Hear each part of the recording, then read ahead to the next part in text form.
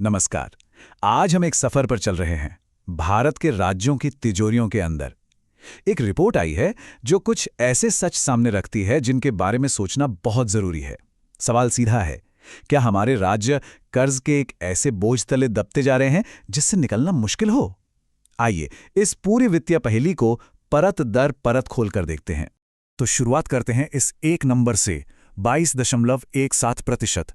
ये महज एक आंकड़ा नहीं है, ये समझिए हमारे देश की आर्थिक सेहत का एक बहुत बड़ा इशारा है।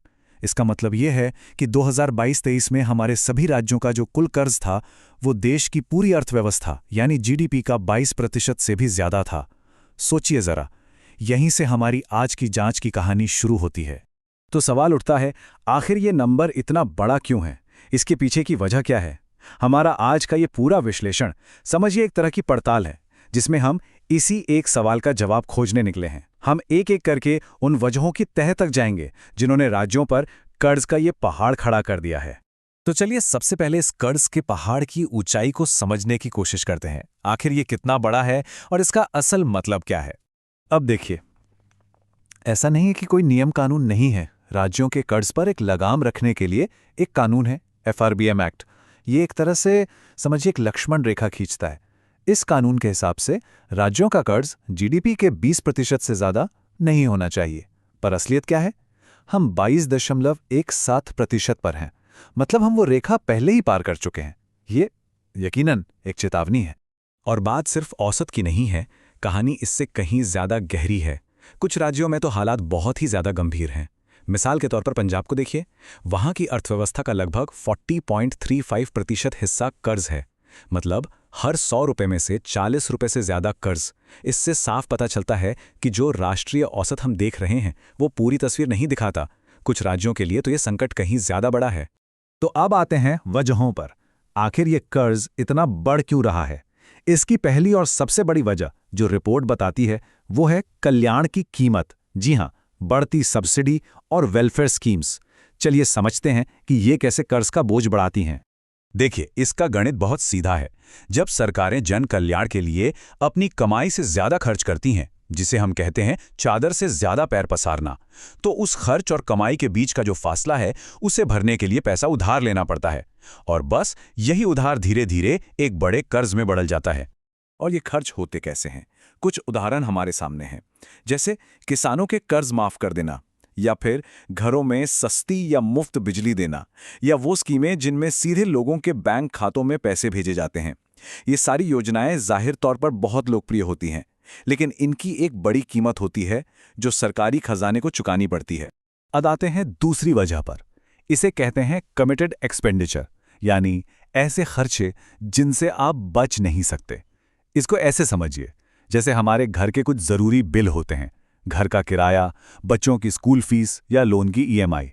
इन्हें हम टाल नहीं सकते, हर महीने देना ही पड़ता है। राज्यों के साथ भी कुछ ऐसा ही है। मतलब ये कि राज्यों की जो भी कमाई होती है उसका एक बहुत बड़ा हिस्सा तो खजाने में आने से पहले ही इन तयशुदा खर्चों के लिए एक तरह से बुक हो जाता है, और इनमें कटौती की गुंजाइश लगभग ना के बराबर होती है। तो क्या हैं ये अटल बिल? सबसे पहले तो पुराने कर्जों पर ब्याज का भुगतान, फिर लाखों सरकारी कर्मचारियों का वेतन और उनकी मजदूरी, और फिर रिटायर्ड कर्मचारियों की पेंशन। ये ऐसे खर्चे हैं जिन्हें कोई भी सरकार रोक नहीं सकती, चाहे हालात कैसे भी हों। और अब ये आंकड़ा देखिए, 42% से भी ज्यादा। एक पल के लिए सोचिए, राज्यों की कमाई का लगभग आधा हिस्सा तो सिर्फ इन जरूरी बिलों को भरने में ही चला जाता है। तो फिर सवाल यह है कि नए स्कूल, नए अस्पताल, नई सड़कें बनाने के लिए पैसा आएगा कहां से, जब कमाई का इतना बड़ा हिस्सा पहले से ही बंधा हुआ हो? और अब हम अपनी पड़ताल के तीसरे और आखिरी हिस्से पर आते हैं। एक और बहुत बड़ी वजह है, और वो है राज्यों की खुद पैसे कमाने की यानी रेवेन्यू जुटाने की सीमित क्षमता। समस्या की जड़ यह है कि ज्यादातर बड़े टैक्स लगाने का अधिकार केंद्र सरकार के पास है। राज्यों के हाथ इस मामले में थोड़े बंधे हुए हैं। नतीजा, उन्हें अपने खर्चों और योजनाओं के लिए केंद्र सरकार से मिलने वाले फंड पर बहुत ज्यादा निर्भर रहना पड़ता है। और जब वो फंड भी काफी नहीं होता तो एक ही रास्ता बचता है, और कर्ज लेना। और ये निर्भरता भी हर राज्य में एक जैसी नहीं है। ये जो तुलना है ये इस फर्क को बहुत साफ दिखाती है। सोचिए, एक तरफ हरियाणा है जो अपने खर्च का 70% हिस्सा खुद के टैक्स से ही जुटा लेता है, और दूसरी तरफ है अरुणाचल प्रदेश जो सिर्फ 9% ही जुटा पाता है। ये जमीन आसमान का फर्क दिखाता है कि कुछ राज्य आर्थिक रूप से कितने आत्मनिर्भर हैं और कुछ कितने ज्यादा निर्भर। तो हमने 3 बड़े वजहों को समझा। अब वक्त है इन सब धागों को एक साथ जोड़ने का और पूरी तस्वीर को समझने का, ये देखने का कि आखिर ये कर्ज का चक्र घूमता कैसे है। तो ये है पूरी कहानी का निचोड़।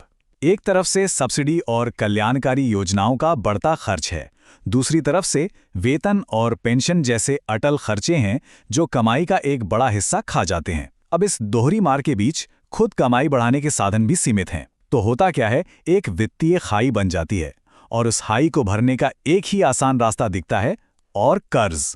और यहीं पर हम एक बहुत बड़ा सवाल छोड़ जाते हैं। जब एक तरफ लोगों के कल्याण की जरूरतें हैं जो कम नहीं होने वाली, और दूसरी तरफ बढ़ते खर्चे और कर्ज का बोझ है, तो राज्य इन दोनों के बीच संतुलन कैसे साधेंगे? कैसे वो लोगों की सेवा भी करें और अपने खजाने को भी स्वस्थ रखें? ये सवाल आज हमारे देश के सामने सबसे बड़ी वित्तीय चुनौतियों में से एक है। अगर ये वीडियो आपको पसंद आया हो तो लाइक जरूर करें, शेयर करें उन दोस्तों के साथ जिन्हें यूपीएससी, लॉ या जनरल नॉलेज की तैयारी करनी है, और हां, सब्सक्राइब करें। आप अपने सुझाव या सवाल नीचे कमेंट में लिख सकते हैं। यूपीएससी एंड कॉम्पिटिटिव एग्जाम की गाइडेंस या मेंटरशिप के लिए संपर्क करें। Our contact information is given in description. धन्यवाद। मैं हूं कृणाल ठाकुर। मिलते हैं अगले भाग में। जय हिंद।